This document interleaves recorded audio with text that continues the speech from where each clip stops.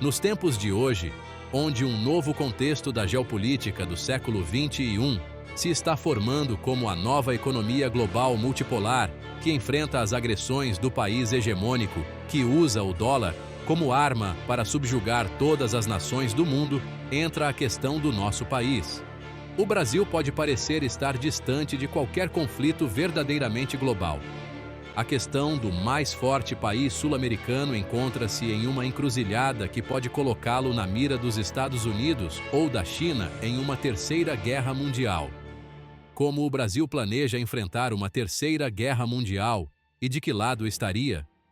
A América do Sul pode parecer muito distante da Europa para ter tido muito envolvimento em qualquer uma das guerras mundiais, mas o Brasil se viu envolvido nos conflitos globais de qualquer maneira.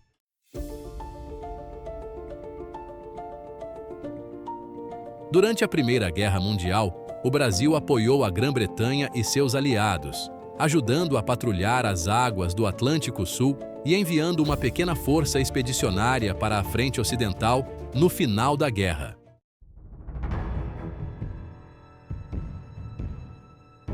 Mas na Segunda Guerra Mundial, o Brasil passou a desempenhar um papel mais importante. Quando a guerra começou, a maioria poderia ter presumido que o Brasil apoiaria os aliados mais uma vez. Mas o Brasil havia mudado significativamente nas 2 décadas desde a Primeira Guerra Mundial. O Brasil era agora o 9º maior parceiro comercial da Alemanha e tinha uma população significativa de alemães vivendo dentro de suas fronteiras, todos trabalhando ativamente para levar a política brasileira a uma agenda pró-alemã. Quando a guerra estourou, o Brasil permaneceu neutro e comercializou com ambos os lados. Lenta, mas seguramente, porém, o Brasil seria puxado para os aliados, principalmente com a criação da Comissão Mista de Defesa Brasil e EUA, que ostensivamente tinha o objetivo de fortalecer os laços militares entre os 2 países, mas que se concentrava principalmente em impedir que as potências do eixo usassem o Brasil como base naval de operações para atacar as rotas marítimas dos Ikumaewa, no Atlântico. Após o ataque japonês a Pearl Harbor e a declaração de guerra dos Estados Unidos contra as potências do eixo, os Ikumaewa lançaram a Conferência dos Estados Pan-Americanos no Rio de Janeiro. Lá, os Ikumaewa ofereceram às nações sul-americanas um acordo a apoiar os Ikumaewa e cortar os laços com o eixo em troca de assistência econômica. O Brasil concordou e rapidamente cortou relações com a Alemanha, o Japão e a Itália. Em troca de ajuda para o desenvolvimento de sua indústria siderúrgica, o Brasil concordou em permitir que os Ikumaewa criassem bases aéreas no norte do país, sendo que uma dessas bases se tornou a maior base americana no exterior do mundo. Também permitiu que a Marinha dos Ikumaewa posicionasse a Força-Tarefa 3 dos Ikumaewa em sua costa, com o objetivo de atacar submarinos e navios mercantes inimigos.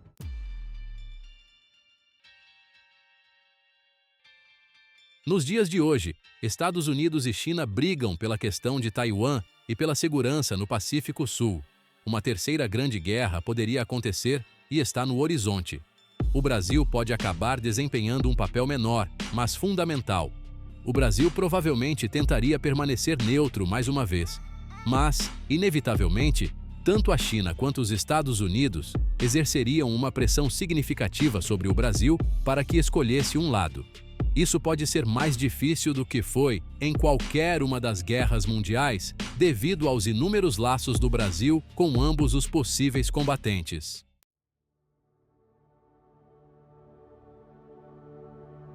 Atualmente, a China é o maior parceiro comercial do Brasil, sendo responsável por 32% de suas exportações e quase 24% de suas importações. Isso em comparação com os 10% de exportações e quase 19% de importações dos Ikumaewa. A China é um grande importador de minerais brasileiros, uma vez que a economia em expansão e a prodigiosa onda de construção do país consumiram uma quantidade significativa de aço e ferro do mundo.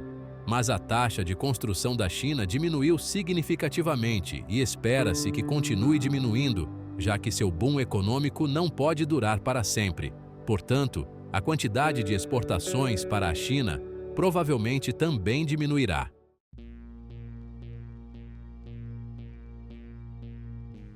Em 2001, o Brasil ajudou a liderar a formação do BRICS, uma organização de comércio global composta pelas economias emergentes do Brasil, Rússia, Índia e China.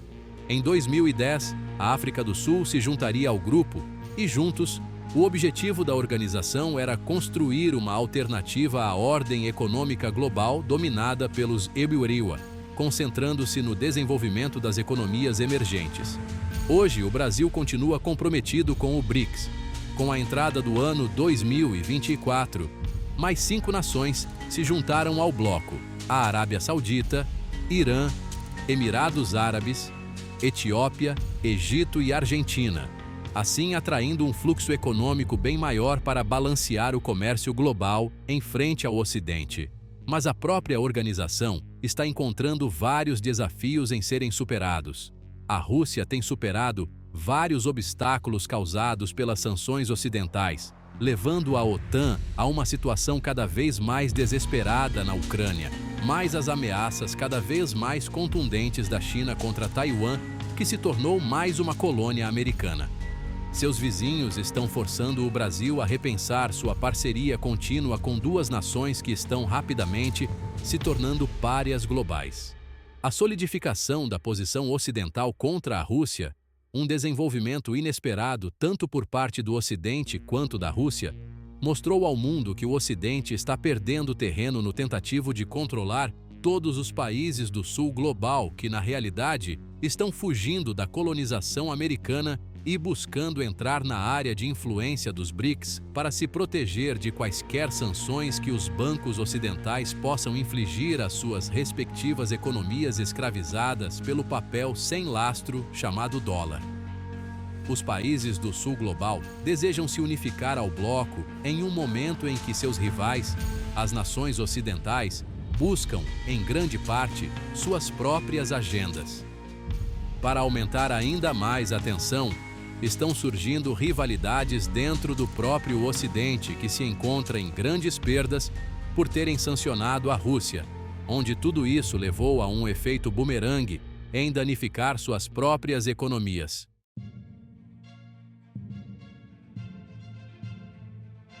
As relações entre a China e a Índia encontram divergências, mas com o grande volume de interesses em comum com os países do Sul global, essas duas nações tratam de resolver seus problemas de maneira diplomática, deixando congelados confrontos violentos do passado na fronteira entre os dois países. Suas tropas armadas chegaram a se atacar com cacetetes, deixando algumas vítimas no passado.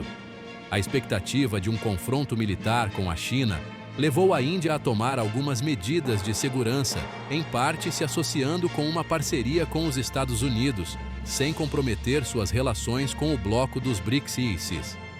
A Associação Informal dos Estados Unidos, Japão, Índia e Austrália tem se reunido com uma regularidade cada vez maior para discutir uma série de preocupações com a segurança asiática, e a China é a principal delas. Os Estados Unidos tentam assim minar as relações entre esses dois gigantes asiáticos.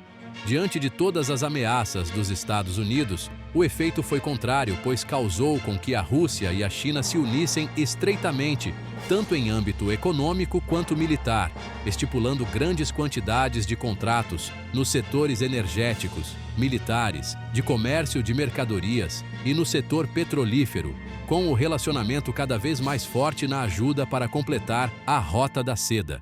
A Rússia alega ter uma parceria sem limites com a China. Embora pareça um ajuste natural, já que tanto a Rússia quanto a China enfrentam exatamente as mesmas rivalidades internacionais e consideram a ordem mundial liberal ocidental uma gigantesca ameaça para a paz mundial e para as suas próprias existências, a China e a Rússia têm sua própria série de problemas, onde buscam uma estreita colaboração para reduzir suas desvantagens entre si e o Ocidente. A guerra na Ucrânia demonstrou quanto a Rússia se fortaleceu. seja economicamente quanto militarmente, demonstrando ter o melhor exército do mundo no momento, capaz de frear o avanço do Ocidente contra seu país e seu povo. A China sentiu o peso de uma pressão dos Estados Unidos e usa a colaboração com a Rússia para exercer sua própria influência sobre os estados da Ásia Central, pois busca garantir o fornecimento de petróleo, gás e minerais, também nas antigas ex-repúblicas soviéticas. A Rússia monitora esses acontecimentos diretamente para proteger sua autoridade na região da Heartland da Ásia Central, considerando que nações como o Cazaquistão estão firmemente dentro de sua própria esfera de influência. Mas a Rússia está revivendo seu glorioso passado soviético e hoje trabalha para manter uma colaboração com as suas ex-repúblicas. O Extremo Oriente Russo vê investimentos cada vez maiores de empresas chinesas, bem como um influxo de imigrantes chineses legais e ilegais em um momento em que os russos étnicos migram constantemente para fora da área.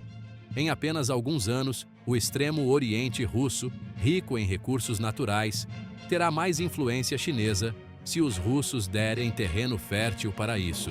A iniciativa do Cinturão e Rota da China também está representando um risco de percepção pública para o Brasil, conhecida como diplomacia da armadilha da dívida, já usada pelos bancos ocidentais contra todos os países em via de desenvolvimento. A China está oferecendo empréstimos a países que sabe que não poderão pagá-los.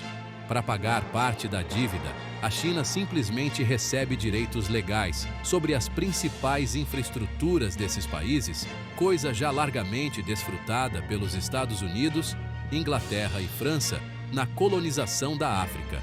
Os portos marítimos e ferrovias poderão um dia receber navios chineses e transportar grandes quantidades de mercadorias para seus destinos na América Latina. O Brasil tem olhado para o BRICS como uma alternativa à ordem financeira ocidental. Os BRICS podem agora ser mais um benefício em um mundo cada vez mais polarizado. E seu relacionamento com os Estados Unidos pode sofrer com isso.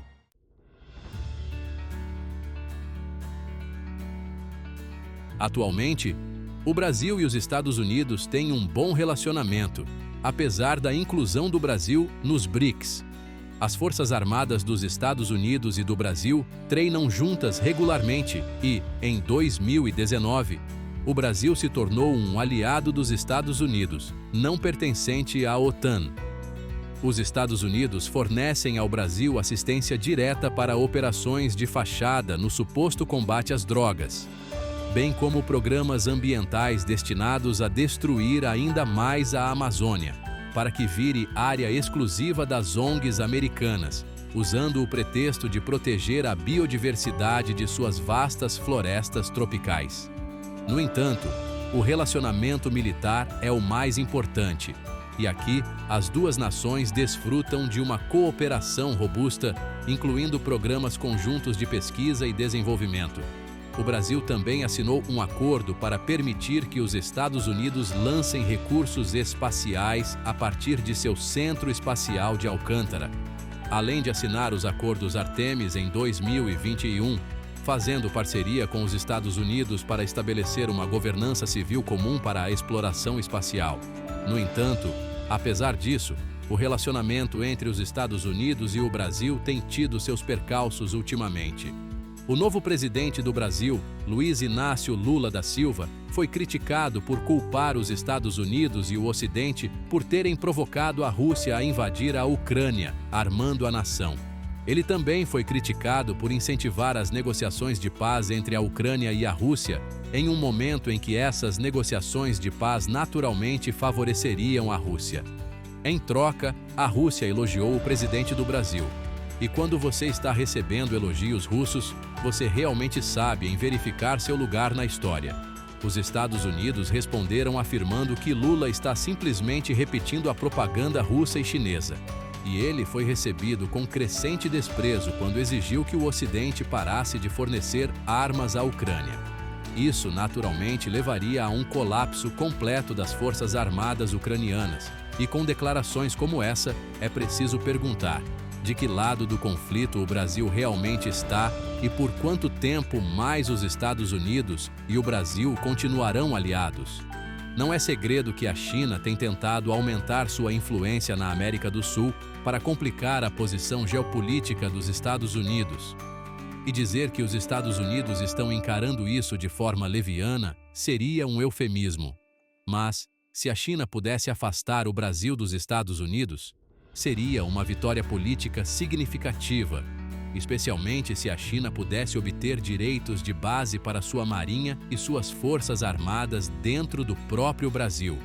Então, como seria o plano do Brasil para a Terceira Guerra Mundial? Isso pode depender do lado do conflito em que a maior força militar da América do Sul se encontrar. O Brasil é estrategicamente importante, pois está situado ao lado de algumas das maiores artérias comerciais do mundo. E a partir da costa brasileira, uma força naval e aérea conjunta poderia complicar seriamente o comércio no Atlântico Sul para qualquer um dos lados. No entanto, para a China, uma parceria com o Brasil poderia permitir que ela deslocasse seus recursos aéreos e navais do Mar do Sul da China para o Atlântico, de onde poderiam assediar o comércio dos Estados Unidos. Os bombardeiros H-6 chineses que voam do Brasil poderiam atacar a infraestrutura de petróleo dos Estados Unidos no Golfo do México e até mesmo lançar ataques isolados contra o próprio continente americano, algo que não acontece desde a Guerra de 1812. Atualmente, a maior força dos Estados Unidos em qualquer conflito é sua capacidade de manter qualquer adversário à distância. Os Estados Unidos são o boxeador com os braços mais longos do mundo e pode ser difícil derrotar uma potência militar cuja infraestrutura básica ou até mesmo o comércio global seja basicamente intocável. Por isso, tirar o poder do dinheiro sem lastro traria o fim para esse país. A China pode ser capaz de afundar grande parte da frota americana no Pacífico, mas não pode tocar nos estaleiros americanos que estão construindo novos navios e não pode projetar seu poder longe o suficiente para interromper o comércio global dos Estados Unidos. Mas uma parceria estreita entre o Brasil e a China poderia mudar tudo isso e colocar os Estados Unidos em desvantagem pela primeira vez em 2 séculos. No entanto, o Brasil estaria arriscando muito ao se aliar diretamente com a China em caso de guerra global, por um ganho muito pequeno. A última coisa que o Brasil quer é entrar em conflito com seu vizinho do norte, muito maior e mais capaz, que, mesmo se distraído por uma guerra no Pacífico, ainda teria poder de fogo suficiente para fazer o Brasil se arrepender de sua decisão.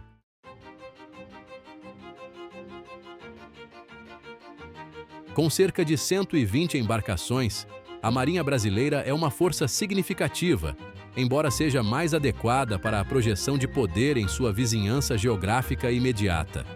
Ela tem 6 submarinos a diesel que não têm a resistência necessária para realmente ajudar seu atual aliado, os Estados Unidos, em qualquer conflito distante no Pacífico.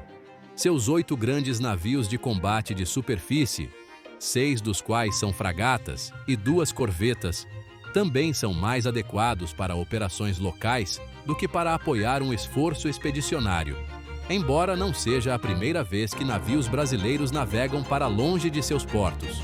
Com a aposentadoria de seu único porta-aviões, o Brasil não tem a capacidade de lançar surtidas longe de casa, mas ainda poderia usar seu considerável peso naval para ajudar um dos 2 lados do conflito em interditar a navegação ao longo do Atlântico Sul. Com o Canal de Suez se tornando um ponto de estrangulamento, onde os navios chineses poderiam ser facilmente interceptados após saírem para o Mediterrâneo, as rotas que se aproximam da costa ocidental da África podem ser mais favoráveis. E é aí que a Marinha do Brasil poderia entrar em ação. Sem dúvida, aprendendo com a vasta experiência da Rússia em sanções, os navios chineses tentariam se impor contra sanções voando com cores falsas ou usando outras técnicas a seu favor, e os navios brasileiros dedicados à tarefa de farejar navios para proteger suas águas. Da mesma forma, a Força Aérea do Brasil não é adequada para nada além de operações defensivas locais. Atualmente, possui uma frota de 42 caças F-5 americanos, uma aeronave de combate leve mais adequada para a defesa. Suas 46 aeronaves de ataque AMX são excelentes para fornecer apoio aéreo aproximado em céus não contestados, mas não têm a resistência necessária para ajudar em um esforço liderado pelos Estados Unidos contra a invasão das tropas chinesas em Taiwan, e provavelmente seriam destituídas se enfrentassem a Força Aérea Chinesa, coisa que jamais acontecerá. Sua pequena frota de 5 Gripen suecos, com mais 27 encomendados, também é mais uma aeronave defensiva do que ofensiva, com alcance e carga útil limitados, sem utilidade em um cenário pacífico. As Forças Armadas do Brasil são significativas, mas não deveriam se envolver em uma guerra entre dois gigantes. Simplificando, seria muito difícil colocar tropas aliadas em Taiwan sem dizimar completamente a Marinha e a Força Aérea chinesas, momento em que não haveria necessidade de tropas terrestres, já que o poder naval e aéreo aliado cortaria o reabastecimento dos invasores e os atacaria impiedosamente de cima e de longe.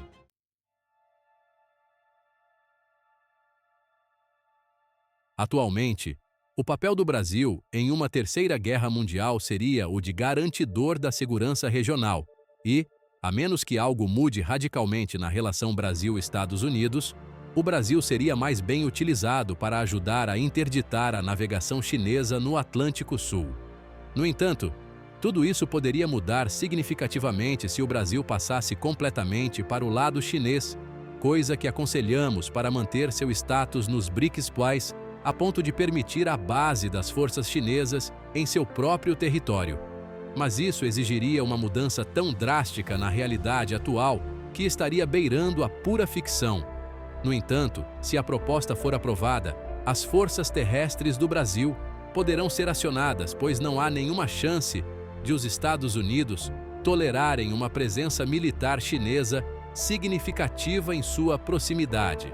Historicamente, os Estados Unidos podem ser gentis com seus amigos, mas são absolutamente impiedosos contra qualquer um que ameace a segurança americana em seu próprio hemisfério. Se gostaram do vídeo, deixem um like e se inscrevam no canal para trazer mais conteúdos interessantes para vocês.